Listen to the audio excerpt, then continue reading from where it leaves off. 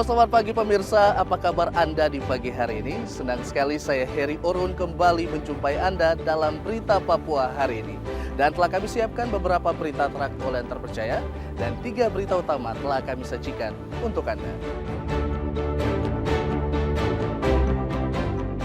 Kelompok kriminal bersenjata membakar 5 bangunan di Kabupaten Puncak.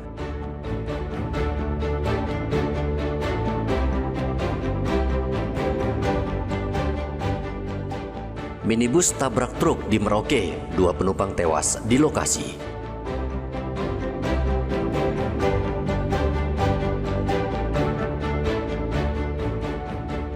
Cuaca buruk di perairan Merauke, ratusan nelayan takut melaut.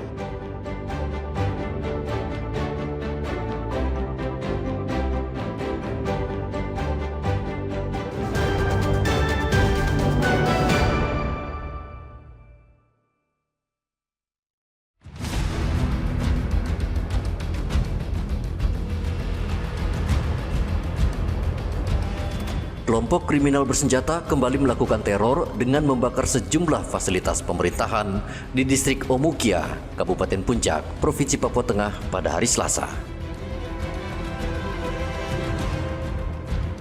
KKB membakar sebuah rumah pribadi milik Bupati Puncak, Elvis Tabuni, yang sudah lama tidak ditempati. Setelah membakar rumah Bupati, KKB membakar kantor distrik Omukia, gereja, Puskesmas Pinapa, dan sebuah bangunan sekolah di Kampung Pinggil. Kasatgas Humas Operasi Damai Kartens Kombes Yusuf Sutejo mengatakan aparat gabungan TNI dan Polri langsung mendatangi lokasi, namun pelaku yang berjumlah belasan orang telah melarikan diri.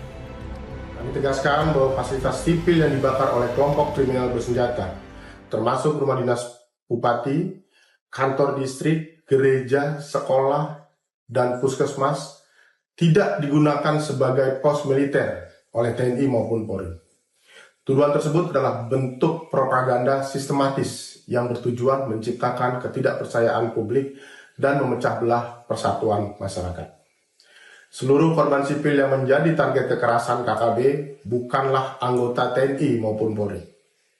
Sebagaimana yang sering mereka klaim, kebohongan publik ini digunakan untuk membenarkan tindakan brutal mereka dan upaya untuk melawan negara kesatuan Republik Indonesia yang berdaulat serta untuk menimbulkan rasa takut di masyarakat.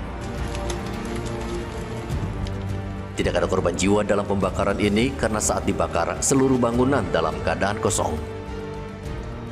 Hingga saat ini aparat gabungan masih terus memburu para pelaku. Igobat Momolin melaporkan dari Kabupaten Puncak, Papua Tengah.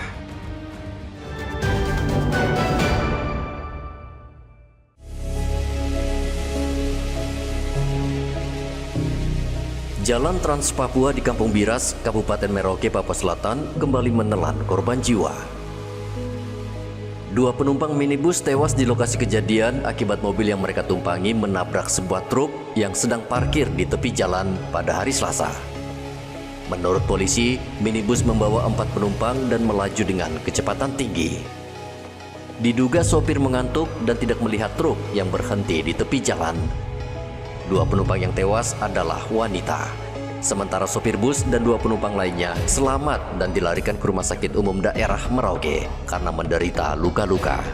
Mana pengendara mobil Xenia dari arah Sota menuju kota menabrak mobil R6 yang sedang parkir istirahat di badan jalan, mengakibatkan 2 orang meninggal dunia, yaitu penumpang dari mobil Xenia, dan 3 luka berat penumpang mobil Xenia dengan sopir R4 yang sopir R6 yang lagi istirahat di depan mobil R6 tersebut. Mobil Xenia diduga dengan kecepatan tinggi dan kurang konsentrasi atau mengantuk sehingga menabrak dari arah belakang.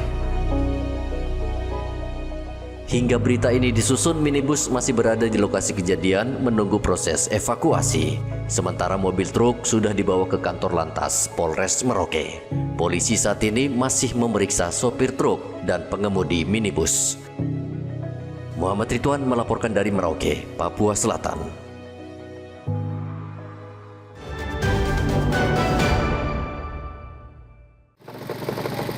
Sudah lebih dari 1 minggu banjir melanda Kampung Rawa Biru, Distrik Sota, Kabupaten Merauke, Papua Selatan.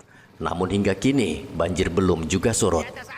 Curah hujan yang terus-menerus terjadi setiap hari membuat air masih menggenang di permukiman warga yang berada di kawasan perbatasan Indonesia, Papua Nugini.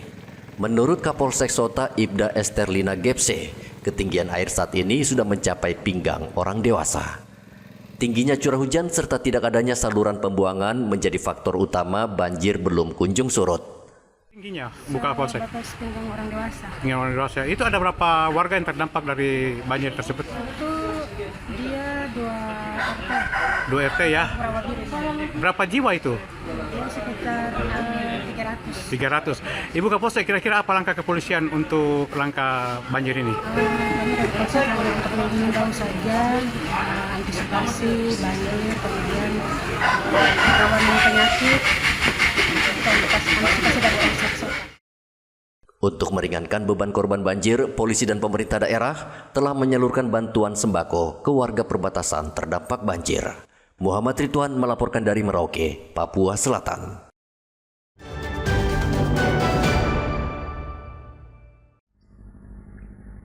Kapal nelayan dari berbagai daerah berjejer di Pelabuhan Perikanan Samudra, Kabupaten Merauke, Papua Selatan. Cuaca buruk dan ombak tinggi yang mencapai 3 meter memaksa para nelayan untuk sementara memarkir kapal mereka di dermaga.